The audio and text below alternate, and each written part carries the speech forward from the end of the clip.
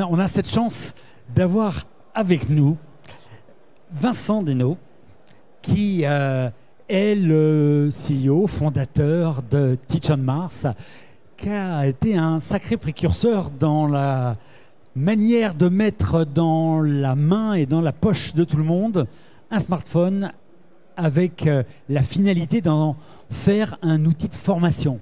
C'est un passionné de pédagogie, de technologie et on va vraiment se réjouir qu'il soit là avec nous aujourd'hui. Et à ses côtés, on a Arnaud Coulon qui lui est tombé dans la formation depuis 25 ans au moins, qui a changé beaucoup de casquettes qui lui permettent de voir toutes les différentes facettes de qui sont les acteurs, qui sont les financeurs, qui sont ceux qui mettent en œuvre. Et aujourd'hui, avec une casquette extraordinaire en tant que, s'il faut que je prenne le vrai terme, responsable Learning International de Auchan Retail.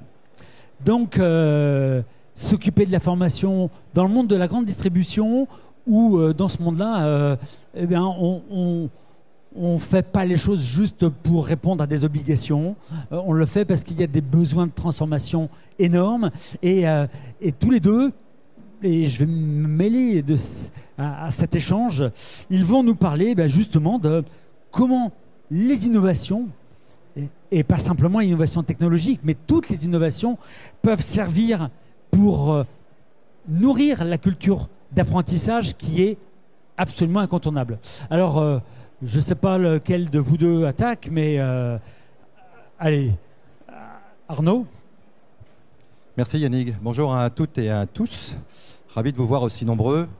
La diapo que vous avez derrière moi et devant vous a été construite avec les learning managers des pays lors d'un séminaire que j'ai animé en avril avec mon équipe. Elle traduit assez bien la vision qu'on essaye de construire et l'ambition qu'on essaye de se donner. Moi, je suis arrivé chez Auchan il y a un peu plus d'un an maintenant et j'ai eu besoin de fixer un cap avec une vision un petit peu méta et pas que opérationnelle pour pouvoir donner un peu de guidelines sur la manière d'opérer. Moi, mon périmètre d'intervention, c'est le top 750. Je ne gère pas de plan de formation comme d'autres responsables de formation. Donc notre périmètre, c'est les membres de comité de direction des pays et les membres des CODIR N-1. Ce qui en fait une population un peu particulière parce que finalement notre mission principale, c'est de garantir à l'entreprise que demain, elle disposera des bons dirigeants au bon moment, avec les bonnes compétences pour pouvoir piloter le projet de transformation qui est en cours. Vous le savez, le secteur du retail est depuis plusieurs années et encore plus maintenant bousculé par des tas je dirais, d'intrants, qu'ils soient géopolitiques, économiques, comportement client, je ne parle pas de l'inflation et du reste. Donc, on est pas mal bousculé et on a besoin d'avoir un socle de dirigeants aujourd'hui et de leaders qui soient en capacité de nous garantir nos assets, les revenus de demain et d'accélérer ce projet de transformation et de nous garantir qu'on sera encore là demain. Voilà, donc des enjeux qui sont très très importants dans l'accompagnement de ces managers. Ce que vous avez derrière, ça nous a permis aussi de traduire la baseline que je vais vous donner. Vous êtes tous des experts de la formation, donc je pense que vous apprécierez assez facilement la nuance. Et une baseline qui est très très simple finalement, c'est comment on fait pour passer d'une entreprise qui forme à une entreprise qui apprend. Et ceci semble assez simple à énoncer, néanmoins à organiser et à déployer, c'est bien plus compliqué. Alors l'expérience que je vais vous raconter avec l'aide de Vincent et avec les quelques taquineries de Yannick devrait me permettre d'illustrer sur quel levier on essaye de s'appuyer. C'est un des leviers, ce n'est pas le seul, pour essayer de faire progresser la culture de l'apprenance au sein d'Auchan Retail. Ça me rappelle ce que m'a dit le secrétaire général lors de mon recrutement en me disant « Arnaud, il faut redonner le goût et l'envie d'apprendre ». Voilà. Donc très simple, mais très compliqué à mettre en œuvre. Bon, je prends le micro qui marche, c'est mieux. Merci Arnaud. Je vais vous dire 2-3 mots sur Teach on Mars. Déjà, je suis ravi d'intervenir aujourd'hui avec Arnaud Coulon parce que la thématique que tu viens dénoncer, c'est notre cheval de bataille depuis 10 ans. Teach on Mars, c'est un éditeur de logiciels qui a fait une plateforme mobile first de micro-learning. Donc on a essayé de réinventer un petit peu la formation digitale. On a été un des premiers, effectivement, sous l'angle du mobile, pas seulement pour utiliser le mobile pour apprendre et générer plus de moments d'apprentissage, ce qui est un enjeu quand même, mais aussi pour développer des manières plus engageantes de se former, essayer de réduire le coût de création des coûts de formation. Voilà. Donc on existe depuis une dizaine d'années, on a 200 clients, on est dans plus de 100 pays. On travaille avec des sociétés très prestigieuses, bien sûr, comme Auchan, ou L'Oréal, Tiffany, Burberry's, dans le monde entier. On a une actualité aussi que je vais énoncer aujourd'hui, qui était dans la presse en début janvier. On a rejoint un groupe français qui s'appelle le groupe Lumaps. Et ça, c'est vraiment super pour nous parce que c'est une nouvelle étape de notre croissance. Le groupe Lumaps, c'est un éditeur de logiciels qui est basé à Lyon et qui fait un portail employé. On appelait ça un intranet avant. Mais ce qui est génial pour Teach on Mars, et peut-être Arnaud aussi, il est concerné, Arnaud Coulon chez Auchan, parce que ça permet à Teach on Mars de porter tout ce qu'on a créé pour les équipes de terrain, parce que comme on est mobile first et qu'on fait du micro-learning, nos clients sont beaucoup des équipes de terrain, des gens qui ne travaillent pas derrière un ordinateur, sur les points de vente par exemple, ou qui conduisent des camions, des avions, qui sont des équipes de support qui se promènent dans le monde entier. Maintenant, on va enfin pouvoir porter toute cette pédagogie auprès de tous les employés en étant au cœur du portail employé. Et ça a toujours été un problème. Ceux qui ont un LMS le savent bien, c'est très difficile de générer du trafic dans un LMS. Il n'y a jamais personne dans un LMS. Et donc, la question, c'est où est-ce qu'on doit placer la formation pour qu'elle devienne une formation au quotidien.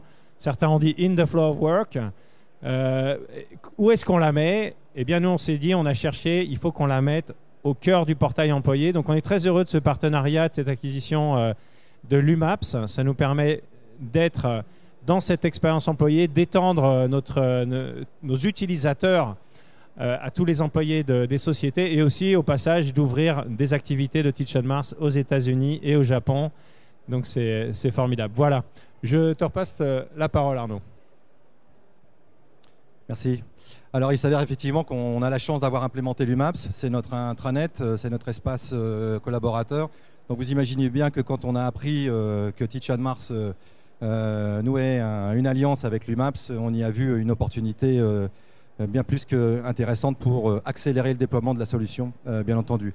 Je ne vais pas vous embêter trop avec les chiffres ou l'histoire d'Auchan, simplement peut-être deux éléments. Un, c'est une entreprise qui n'est pas cotée en bourse. Je pense que c'est important. Par ailleurs, la dimension sociale est très très importante dans ce groupe. J'ai, dans mon expérience professionnelle, eu l'occasion de travailler avec beaucoup d'entreprises. C'est peut-être l'une des premières fois où je rencontre une entreprise où la place des hommes et des femmes est quand même un élément assez central. Pour en témoigner, je pourrais parler de mon recrutement. Recruter un Head of Learning à 59 ans, ça ne se voit pas tous les jours, très honnêtement. Par ailleurs, voilà, Auchan, c'est premier magasin en 1961 et 7 ans après, on est déjà sur des primes de progrès trimestrielles et deux fois plus importantes que ce que le cadre réglementaire pouvait proposer. Donc cette dimension patrimoniale, sociale, elle est dans l'ADN de l'entreprise et elle conditionne aussi les investissements et la manière dont le PDG aujourd'hui essaye de porter, par-delà le projet de transformation, un projet humain dans lequel, comme je le disais en introduction, nous avons besoin d'accompagner nos dirigeants pour garantir que la transformation soit au bout et dans de bonnes conditions. Alors, le projet que je vais vous présenter, c'est pas moi qui l'ai lancé. Je vais être tout à fait honnête avec vous, il préexistait. Le problème, c'est que quand je suis arrivé, ce projet, je ne sais pas, on pouvait considérer que c'était un semi-succès ou un semi-échec. En tout cas, il ne vivait plus. Alors, je me suis dit, mais pourquoi ça ne vit plus? 3 hypothèses. Première hypothèse, c'est le problème du sens et de la vision dans lequel ce projet a été intégré. Est-ce que les users, finalement, avaient bien conscience de l'importance de ce qu'on était en train de leur proposer? Deuxième hypothèse, c'est que les contenus qui étaient proposés par-delà la technologie, moi, je n'ai pas de sujet sur la technologie, est-ce que les contenus étaient appropriés? Et ce n'est pas simplement une question de topic, c'est aussi une question de format et de la manière dont on va scénariser ces contenus pour pouvoir les proposer dans un mode de distribution qui est mobile first. Troisième hypothèse, c'était autour de quelque chose de très basique que vous connaissez, c'est tout dispositif aujourd'hui doit être marketé, il faut de l'animation et peut-être qu'on n'a pas suffisamment communiqué à la fois sur le sens, sur les offres et donc sur la promesse utilisateur. Fort de tout ça, prenant aussi mes fonctions, je me suis dit, voilà, il faut que j'arrive à bâtir, moi, un système qui va reposer sur plusieurs piliers. Et dans ces piliers, il y en a au moins 2 ou 3 qui m'intéressaient énormément.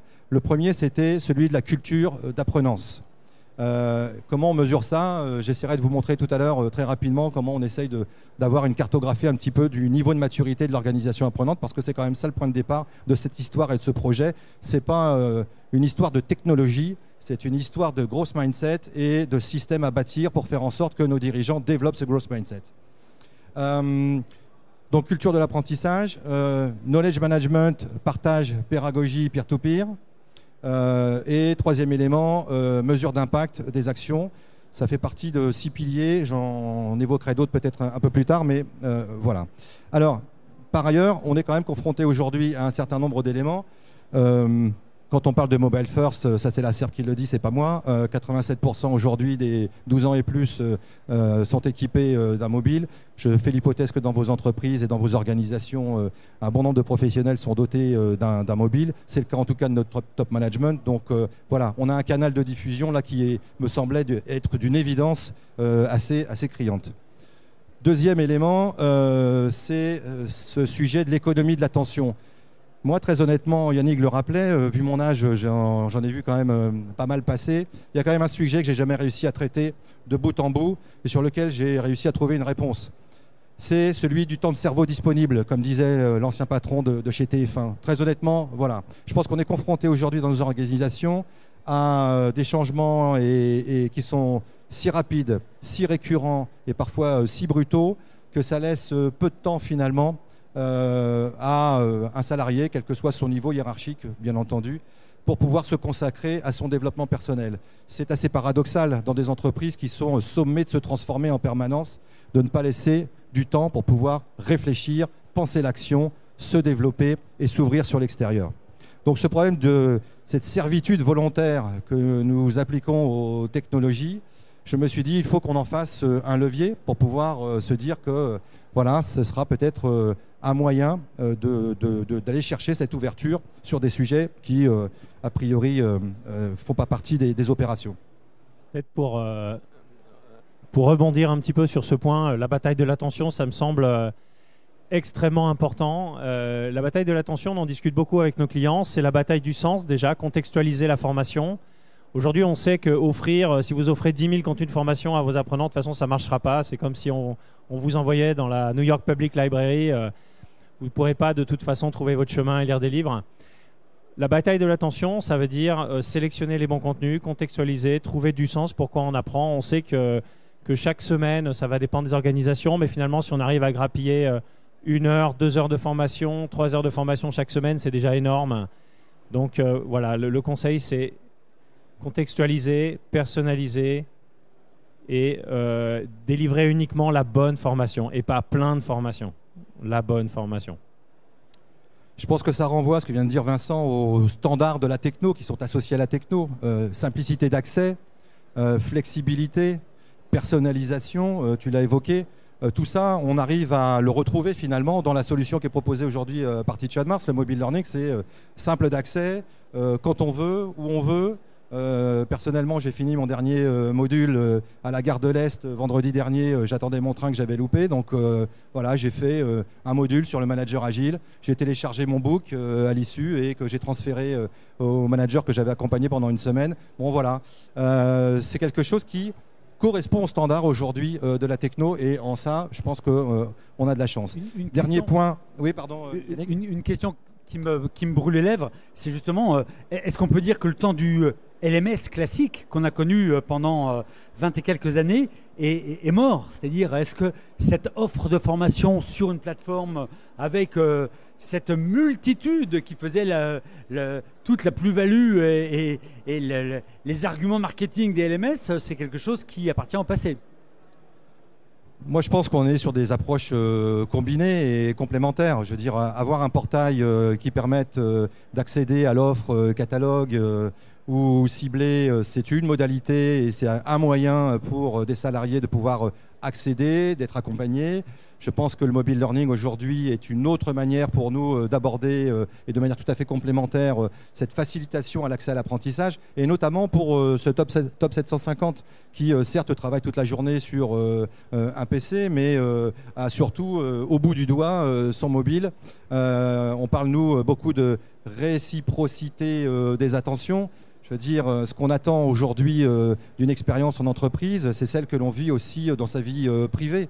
Quand je veux chercher un restaurant, chercher un logement sur Airbnb, récupérer un billet à la SNCF, non pas la SNCF, pardon, ou un billet sur Ryanair, on a besoin de cette simplicité d'accès, de cette flexibilité, de cette personnalisation. Et ça, je pense que ce principe de réciprocité, si on ne le prend pas en considération dans les services qu'on essaye de rendre à nos apprenants, on risque de passer à côté de quelque chose.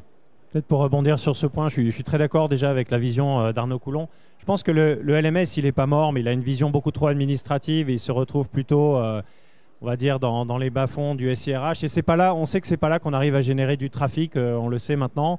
Donc le trafic, effectivement, on essaye de le générer déjà en multipliant le nombre de terminaux disponibles. Et le mobile learning, quelque part, c'est une stratégie pour atteindre plus de moments de formation.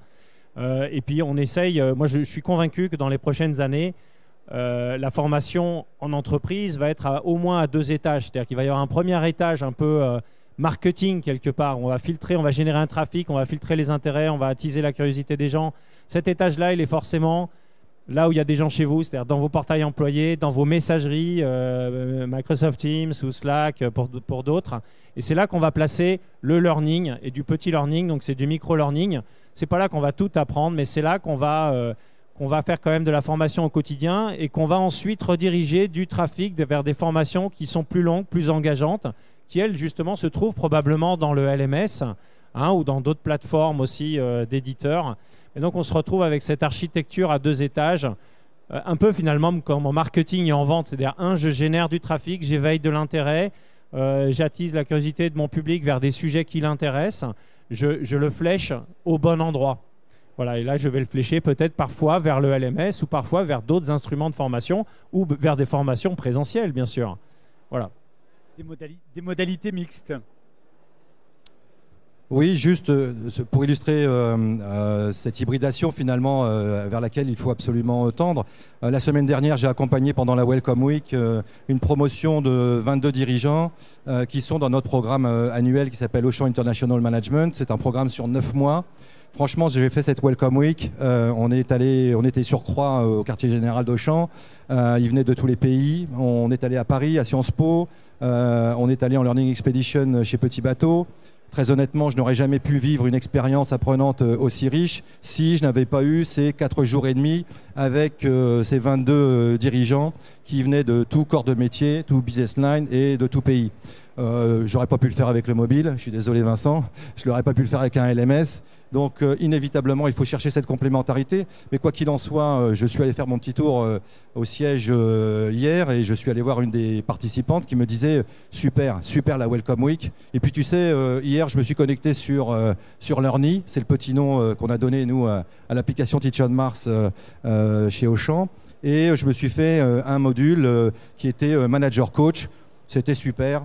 Voilà, donc voici ce qu'on cherche à faire finalement, c'est ne pas prescrire, faire en sorte qu'à un moment donné, on ait des apprenants qui saisissent dans cet environnement un peu capacitant qu'on essaye de construire, toutes les opportunités pour pouvoir se développer. Voilà. Bon, je ne vais pas revenir sur les enjeux, mais simplement pour vous dire que quand même, on les aborde, nous, à plusieurs niveaux. Je ne reviens pas sur cette question du growth mindset et ces travaux de Carol Dweck, mais voilà, si je devais ne retenir qu'un sujet, c'est comment on fait en sorte que demain, nos managers relèvent les défis qui sont en face de nous. Ils sont colossaux, c'est à la fois dans les opérations, dans le day-to-day et dans le delivery qui est attendu. Le retail est un secteur qui est bouleversé, je l'ai dit, qui souffre dans certains endroits et les transformations qui sont en cours sont des transformations de fond. Alors, je le disais tout à l'heure, je ne suis pas venu vendre de la techno, bien que j'apprécie fortement l'offre de service de Vincent et qu'on s'appuie dessus, bien entendu, et que tout ça est très riche pour nous. Mais le point de départ pour nous, c'est bien cette question de quel système d'organisation pour favoriser une organisation apprenante. Et pour faire tout ça, on s'est appuyé sur un vieil outil, une vieille matrice que j'avais récupérée chez Sol il y a bien longtemps, plus de 15 ans à mon avis, et qui est une matrice qui nous a permis finalement, avec 10 critères, 45 sous-critères, de faire la cartographie du niveau de maturité de nos organisations dans chacun de nos pays. Alors je vous rassure tout de suite, tout ça n'a rien de très scientifique. On a demandé très simplement de pouvoir scorer ces 45 critères, une appréciation subjective, relative, qui provient des équipes learning dans chacun de nos pays, et ensuite qu'on a essayé un peu de filtrer et de raffiner avec l'expression des comités de direction ou des équipes RH un peu plus élargies pour avoir une vision un peu plus précise de tout ça. Alors, j'ai beaucoup de chance quand même, je le disais tout à l'heure en introduction, chez Auchan, voilà, j'ai un PDG qui sponsorise tout ça sur LinkedIn. Je vous ai mis le post là d'Yves Claude. Voilà, j'ai rarement vu une prise de parole aussi directe, explicite et concrète, et qui invite les salariés à se saisir des opportunités de learning qui sont proposées par l'entreprise. Oui, grand facteur de succès extrêmement important. Demandez à vos PDG de s'investir, de s'impliquer. C'est l'affaire de tous, la formation, effectivement, c'est pas juste une fonction support. Alors très vite, la proposition de valeur, parce qu'il a fallu quand même qu'on fasse la vente, hein, j'allais dire comme ça. On est dans le monde du commerce, donc il a fallu qu'on fasse la vente auprès de nos managers, bien entendu. On n'est pas dans un monde de carence où ils n'auraient pas accès à de la formation régulièrement ou des opportunités de développer leur cerveau. Donc il faut qu'on arrive à avoir des arguments et montrer la valeur ajoutée de tout ça. Je l'ai dit tout à l'heure, accessibilité des contenus. Alors sur les contenus, je vais juste faire une parenthèse assez rapide. Très honnêtement, et ça m'a été confirmé par les équipes de Teach on Mars, on n'a pas commencé avec le plus facile. Bah oui, effectivement, on est allé chercher des partenaires, ils sont à côté, là, Skills Day. Ils ont un catalogue très intéressant, notamment sur tout ce qui est soft skills, champs transversaux, sur tout ce qui relève du management et du leadership notamment. Et ça, on était super intéressés, bien évidemment. Mais en même temps, c'est comme si je disais je vais lancer un dispositif de formation pour des médecins qui ont passé 10 ans d'études et qui sont persuadés qu'après 10 ans d'études, de toute façon, ils n'ont pas besoin de se remettre à revoir un certain nombre de choses ou de se mettre à jour sur de nouvelles pratiques. Ou si je disais à des enseignants, il faut revenir sur vos pédagogies et reprendre un cycle apprenant pour pouvoir apprendre à designer un parcours et des séquences pédagogiques. Donc dire à des managers, vous allez vous refaire quelques modules sur l'assertivité, le management agile ou d'autres sujets de ce genre, on n'a pas choisi le plus simple. En même temps, je vous montrerai quelques métriques tout à l'heure. Je pense qu'on est plutôt sur la bonne voie. Alors sur les contenus, juste, moi j'ai une conviction, on ne peut pas transposer, on parlait de LMS tout à l'heure, des contenus qui sont faits pour des LMS dans un environnement qui est mobile first. Il y a des questions, je ne suis pas un spécialiste du design de contenu, mais il y a quand même des questions de format, de niveau de scénarisation, d'intégration multimédia.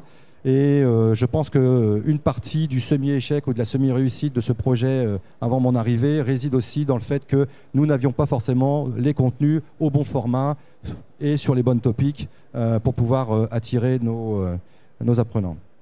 Je parlais de la réciprocité, je vais pas revenir dessus. Des formats qui sont courts, on le disait tout à l'heure, le temps de cerveau disponible aujourd'hui il est super restreint.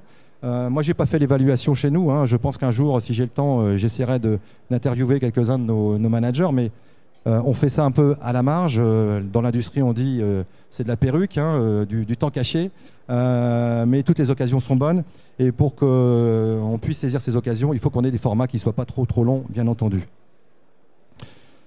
Je ne reviens pas sur les questions de grosse mindset et de développement personnel et comment on engage. Et puis la question du rythme, bien entendu, on s'arrête quand on veut, on reprend quand on veut, on peut télécharger les contenus en se disant, voilà, j'aurai peut-être quelques minutes avant de prendre mon train tout à l'heure, et puis me reconnecter si j'ai pas de bande passante.